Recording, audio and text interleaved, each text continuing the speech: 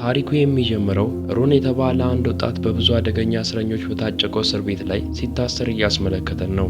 ሮን አንዳንድ አደንዛዥ እጾችን ሲሸጥ ተይዞ ነበር ወደ እስር ቤት የገባው። እናም አሁን ወደ ፍርድ ቤት ቀርቧል። ዳኛውም ሮን በሰራ ወንጀል የ6 ወራት እስራት ይፈርድበታል። በኋላም ሮን ወደ እስር ቤቱ ሲደርስ እስር ቤቱ ሙሉ በሙሉ በወንበዴዎች ቡድን የተሞላ እንደሆነ ተመለከተ።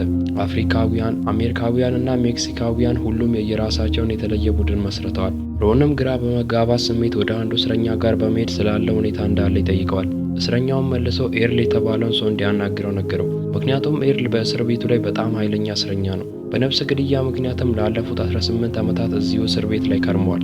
ሮንም ወደ ኤርል ጋር በመሄድ ሊያናግረው ይሞክራል። ነገር ግን ኤርል አሁን ጊዜ እንደሌለውና ሌላ ጊዜ መጥቶ እንዲያናግረው ነግሮት ይሄዳል። በኋላም ኤርል ከጓደኞቹ ጋር በመሆን አንድ እስረኛ ለመዝረፍ እቅድ ያወጣል። ምክንያቱም እስረኛው እነሱ የሚፈልጉት ነገር እሱ ጋር ነበረው። በሰዓቱም እስረኛው የተጠየቀውን ነገር በሰላማዊ መንገድ ለመስጠት ፈቃደኛ ስላልሆነ እነ ኤርል መደብደብ ይጀምራሉ። በስተመጨረሻም የሚፈልጉትን ነገር በጉልበት ከወሰዱ በኋላ ጠባቂዎች ሲመጡ ምንም የተፈጠረ ነገር እንደሌለ በማስመሰል ከአካባቢው ይበታተናሉ።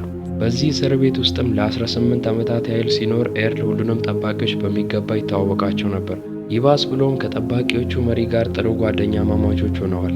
ኤርል ብዙውን ጊዜ ለጠባቂው የእስር ቤቱን ሁኔታዎችና የተከሰቱ ጥቃቶችን እንደ ማስታወቂያ ይጽፍለን ነበር። በሌላ በኩል ደግሞ ሮን የታሰረበት ክፍል ላይ አጋሩ ጾታውን የለወጠ ሰው ነው። እናም ለሮን እዚህ እስር ቤት ላይ ራሱን እንዲጠብቅ ያስጠነቅቀዋል። ምክንያቱም እስር ቤቱ ላይ በእድሜ ትንሹ ሮን ብቻ ነው። በዚያው ምሽትም ከኤርል ጓደኞች አንዱ የሆነው ቪንቶ የተባለው እስረኛ ሮን ማይክ ከተባለ እስረኛ ጋር ሲነጋገር ይመለከተዋል።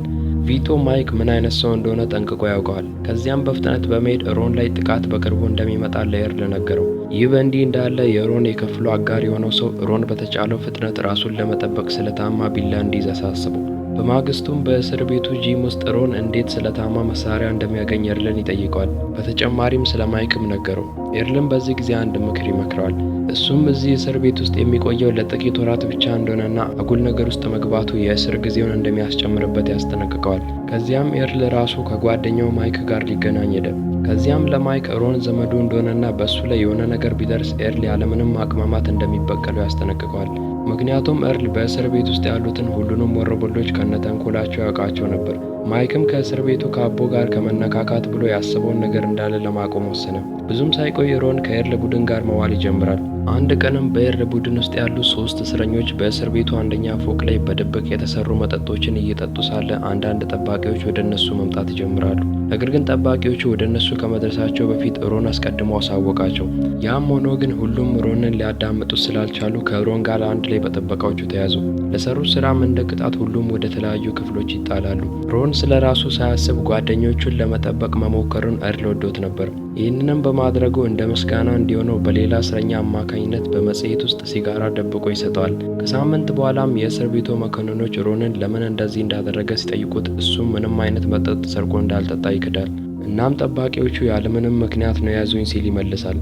ከምርመራው በኋላም እንዲህ ባደረጉ እስረኞች ላይ እንዳለ ተጨማሪ የእስር ዓመታት ይፈረድባቸዋል። በሌላ በኩል ደግሞ ኤርል በጠባቂ ቢሮ ውስጥ የእስረኞችን ሪፖርት በሚጽፍበት ጊዜ የሮንን ቅጣት ለማቃለል በሚል በእስር ቤቱ ላይ ጥሩ ያለው ባህሪ ሮን ነው በማለት መጽሔቱ ላይ ይጽፋል። በኋላም ሮን ኤርልን አግኝቶት ላደረገው ነገር አመሰገነው። በዚህ ሰዓትም ሳይታሰብ ሮን አንድ ሰው ፊት ለፊቱ ላይ ተወግቶ ሲሞት ይመለከታል። በዚህ ክስተትም በጣም ፈርቶ ለኤርል አሳወቀው። ኤርልም በዚህ ጊዜ እንዲህ አይነት ነገር ለሱ የተለመደ ስለሆነ ሮን በዚህ እስር ቤት ውስጥ መቆየት የማይገባው ንጹሕ ልጅ መሆኑን ተረዳ። ከዚያ በኋላም ሮንን ወደ እስር ቤቱ ሐኪም እንዲሄድ ነገረው። በኤርል ጥያቄ መሰረትም ዶክተሩ ለሮን የሐሰት የሕክምና ዶክመንቶችን አዘጋጅቶለት ወደ እስር ቤቱ ሆስፒታል እንዲገባ ያደርገዋል። ምክንያቱም አሁን ባለበት ቦታ ላይ ብዙ ጥቃቶች እየደረሰበት እንደሆነ በማስመሰል ወደ እነ ኤርል ቡድን እስር ክፍል ለመግባት አቅዶ ነበር። አንድ ቀንም የጠበቆቹ አለቃ ሮንን ለማየት ወደዚያ ይመጣል። እናም በኤርል ጥያቄ መሰረት ሮንን ወደ እነ ኤርል የእስር ብሎክ ሊወስደው እንደሆነ ነገረው። እዚያም ከኤርልና ከቡድኑ ጋር ሲሆን ደህንነቱ የተጠበቀ ይሆናል። ሮን ከሆስፒታሉ እንደወጣም ኤርልን ለመገናኘት ወደ መሰብሰቢያ ቦታቸው ያቀናል። እዚያም ከቡድኑ ጋር እየተነጋገረ ሳለ በድንገት አፍሪካውያን ከአሜሪካውያን ቡድን ጋር በመሆን በእስር ቤት ውስጥ ምንም አይነት ስራ ላለመስራት የስራ ማቆም አድማ ጀመሩ። ነገሮችም እየተባባሱ ሄደው ቦታው ላይ ጦርነት ይፈጠራል። በዚህ ጊዜም ጠባቂዎቹ ወደ ታሳሪዎቹ ያለምንም ማቅማማት መተኮስ ይጀምራሉ። ይህንን የተመለከቱ ሁሉም እስረኞችም ነፍሳቸውን ለማዳን መሯሯጥ ይጀምራሉ። በኋላም ጠባቂዎቹ እስረኞችን እንዳለ ከተቆጣጠሩ በኋላ ሁሉንም ቆጥሯቸው ወደ ክፍሏቸው ላኳቸው። ነገር ግን በግርግሩ ወደ 26 የሚጠጉ እስረኞች ሕይወታቸውን አጥተው ነበር። እናም እስር ቤቱ አሁን ሙሉ በሙሉ ተዘግቷል። ይህ ከተከሰተ ከ25 ሰዓታት በኋላም የጠባቂዎቹ አለቃ ወደ ኤርል ክፍል ሄዶ ያነጋግረዋል። በኋላም ኤርል ሮንን ወደ መመገቢያ ቦታ እንዲጠራው ጠባቂውን ጠየቀው። ከተገናኙ በኋላም ኤርል ለሮን ትኩስ ምግብ ሰጥቶት ቅድም ስለተፈጠረው ነገር መደናገጥ እንደሌለበት አሳወቀው። ምክንያቱም እንደዚህ አይነት ግርግር በሚፈጠርበት ጊዜ ጠባቂዎች እስረኞችን ለማረጋጋት ሁሌ እንዲህ አይነት መንገድ ነበር የሚጠቀሙት። በዚህ ጊዜም ሮን ንግግሩን አቋርጦት ለምን እንደዚህ እንደሚረዳው ጠየቀው። ኤርልም መልሶ ወደዚህ እስር ቤት ለመጀመሪያ ጊዜ ሲመጣ የሮን እድሜ ያለ እንደነበረና አሁን ላይ ሮን የሚሰማው ስሜት እንዳለ ተሰምቶት እንደነበረ ነገረው። ቢሆንም ግን ያኔ እንደ ሮን ኤርልን የሚረዳው ማንም ሰው አልነበረም። እናም ኤርል አሁን በሮን ላይ ተመሳሳይ ነገር እንዲደርስበት አልፈለገም። ጊዜ እያለፈ ሲሄድም ሮን ከኤርል ቡድን ጋር በጣም መቀራረብ ይጀምራል። የሮንንም ጉዳይ ሙሉ በሙሉ ካጠና በኋላ ኤርል አንዳንድ ነገሮችን ያማክረዋል። እሱም ሮን እዚህ ስራ ፈቶ ቁጭ ከሚል በእስር ቤት ውስጥ አንዳንድ ኮርሶችን እንዲወስድ ነበር። በተጨማሪም በእስር ቤቱ ቤተ መጻሕፍት ውስጥ ወይንም ሌላ ነገር ውስጥ ስራ እንዲያገኝ ሊረዳው ቃል ገባ። ያም ለሮን እስር ቤቱ ላይ የጥሩ ባህሪ ስም እንዲያገኝ ይረዳዋል። እናም ዳኛው ይህንን ተመልክቶ ሮንን በተባለው ጊዜ እንዲፈታ ሊወስን ይችላል። ሮንም በኤርል ምክር መሰረት እስር ቤቱ ጸጉር ቤት ላይ የእስረኞችን ጸጉር መቁረጥ ይጀምራል። በተጨማሪም በእስር ቤት ውስጥ አንዳንድ ኮርሶችን መውሰድ ጀመረ። እናም አሁን ላይ ሁሉም ነገር በጥሩ ሁኔታ እየሄደ ያለ ይመስላል። ነገር ግን በዚህ በተረጋጋ ሰዓት ላይ አንድ ያልታሰበ ነገር ተከሰተ። እሱም ሮን በሚማርበት ኮርስ ወቅት በክፍል ውስጥ አንድ ጆንሰን የተባለ እስረኛ ሮንን በትኩረት ይመለከተው ጀመር። ቢሆንም ግን ሮን ኤርል ከማንኛውም አይነት ችግር እንዲርቅ ነግሮት ስለነበረ ጆንሰን የተባለውን እስረኛ ችላ ብሎ በትምህርቱ ላይ ብቻ ማተኮሩን ቀጠለ። ነገር ግን አንድ ቀን ጆንሰን ሮንን በመታጠቢያ ክፍል ውስጥ ብቻውን ያዘውና አጋጣሚውን በመጠቀም ያልታሰበ ነገር ለማድረግ ይሞክራል። ይሁን እንጂ በዚህ ሰዓት መምህራቸው ወደ መታጠቢያ ክፍሉ ይገባል። ይህም ሮንን እንዲያመልጥ አንድ መንገድ ከፈተለት። በዚህ ክስተትም ሮን በከባዱ ልቡ ተጎድቶ ነበር። እናም አሁን ራሱን አቅም የሌለውና ደካማ አድርጎ በመቁጠር ራሱን መጥላት ይጀምራል። በተጨማሪም ኤርልና ጓደኞቹ በአቅራቢያው ከሌሉ ራሱን መከላከል እንኳን እንደማይችል ተገነዘበ። በዚህም ምክንያት ሮን ራሱን ለመከላከል በሚል ለኤርል ሳይነግረው በእስር ቤት ውስጥ ካለ አንድ ሽማግሌ እስረኛ ቢላ ተቀብሎ ወዲያው ጆንሰንን ለማጥቃት ወደሱ መገስገስ ይጀምራል። ነገር ግን ሽማግሌው እስረኛ ሮን ዛሬ ቢላዋ እንደወሰደ ለኤርል ነገረው። ኤርልም ይህንን ነገር ሲሰማ በፍጥነት ወደ ሮን ጋር በመሄድ አስቁሞት ስለተፈጠረው ነገር ይጠይቀዋል። ሮንም መልሶ ስላለው ነገር እንዳለ ነገረው። ቢሆንም ግን ኤርል እንዲህ አይነት ነገር ሲያደርግ በጠባቂዎቹ ከተያዘ እድሜ ልኩን እዚቹ እንደሚበሰበስና ጆንሰንን ደግሞ እሱና ቡድኑ እንደሚቀጣው ነግሮት ሊያረጋገው ይሞክራል። ሮን ግን አሁንም የራሱን በቀል ራሱ ነው መበቀል የሚፈልገው። ስለዚህም ለኤርል ሳይነግረው ቢላዋውን ይዞ ወደ ጆንሰን ክፍል አመራ። ጆንሰን ግን ሮንን ሲመለከተው ምንም አይነት የፍርሃት ስሜት አልተሰማውም ነበር። ይህ በእንዲህ እንዳለ ኤርል ሮንን በክፍል ውስጥ ስላላገኘው በፍጥነት ምን እያደረገ እንደሆነ በመገመት ወደ ጆንሰን ጋር እሱም ይሄዳል። እዚያም ልክ ጆንሰንን እንዳየው መፋለም ጀመረ። ነገር ግን ጆንሰን በጣም ጠንካራ ሰው ነበር። እናም የኤርልን ክንድ ጠምዝዞ በእስር ቤቱ በር ላይ ያጋጨዋል። በዚህ ጊዜም ሮን ወዲያው ድሉን በመጠቀም ከኋላው መጥቶ ጆንሰንን ወጋው። በዚያው ቅጽበትም ቪቶን ጨምሮ ሌሎች የኤርል ግብረ አበሮች ወደ ቦታው መጥተው በፍጥነት ሮንንና ኤርልን ከዚያ ያወጣሉ። በኋላም ኤርል ሮንን ወደ ክፍሉ ከመለሰ በኋላ ወደ ጠባቂው ቢሮ ሄዶ ምንም እንዳልተፈጠረ አስመስሎ ይቀመጣል። እናም እቅዱ ሊሰራ ይችል ነበር። ነገር ግን በሚያሳዝን ሁኔታ ጆንሰን በስለት ቢወጉትም አልሞተም ነበር። እናም የሮንንና የኤርልን ስም ለጠባቂዎቹ ሰጣቸው። በዚህም ምክንያት ሁለቱም እስረኞች ለመግደል ሙከራ አድርገዋል በሚል ክስ ወደ ገለልተኛ እስር ቤት ተላኩ። በዚህ ጊዜም ኤርል ተጨማሪ ሰበብ እንዳይመጣ ስላልፈለገ ጆንሰንን እንዲያስወግዱ በመጸዳጃ ቤቱ ፍሳሽ ቱቦ በኩል ለሰዎቹ ነገራቸው። ቡድኑም በትዕዛዙ መሰረት ጆንሰንን በሆስፒታል ውስጥ እንዲገደል ያስደርጋሉ።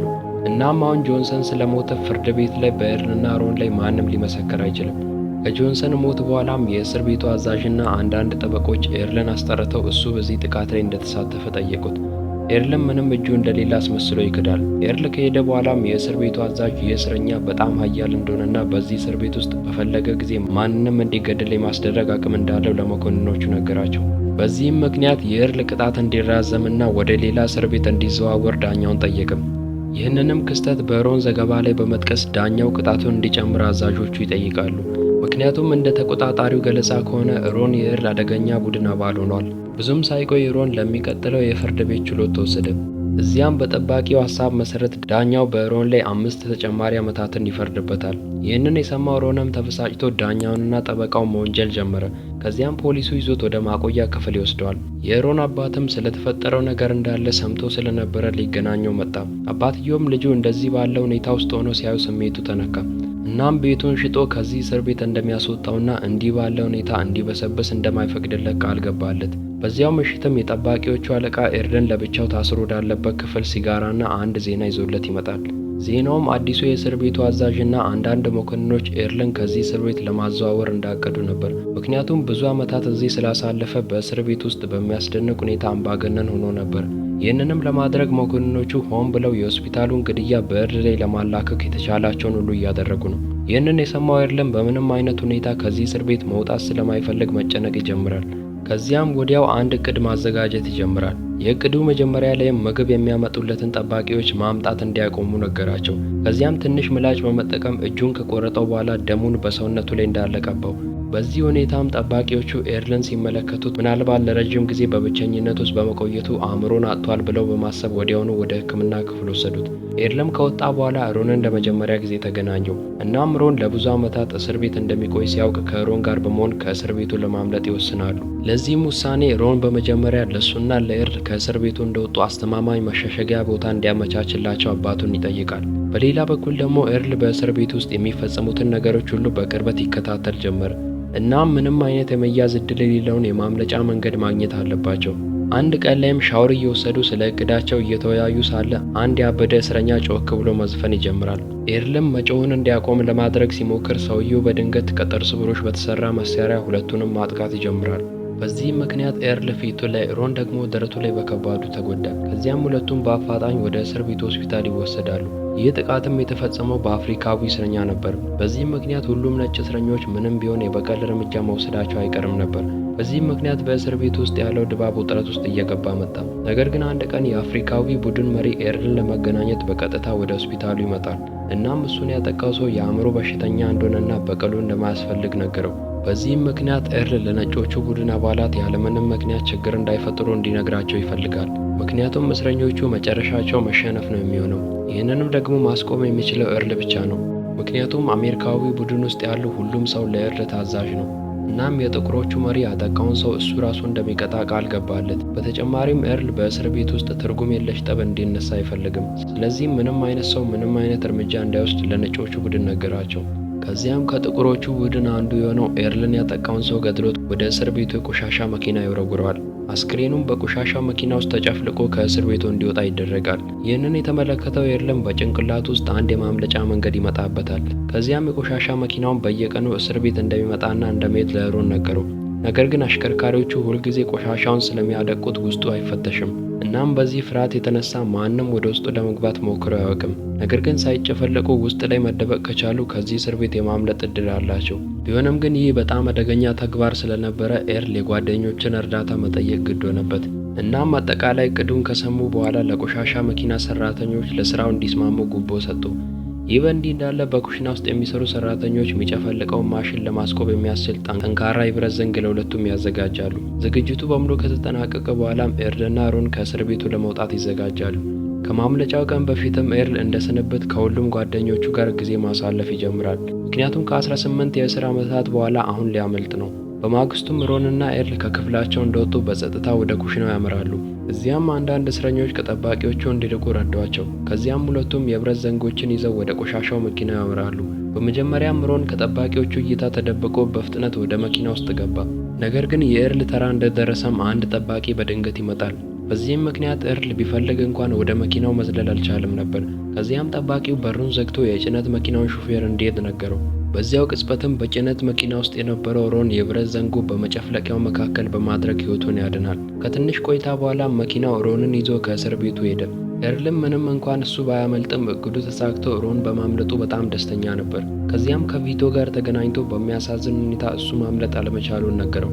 ቪቶም መልሶ ቢወጣም ምንም ጥቅም እንደሌለውና እዚሁ ንጉሥ እንደሆነ መቆየቱ ይበልጥ ደስታ እንዳለው ነገረው። በስተመጨረሻም ፊልሙ ኤርል የቪቶን ንግግር ሰምቶ ፈገግ ሲል እያስመለከተን ይጠናቀቃል።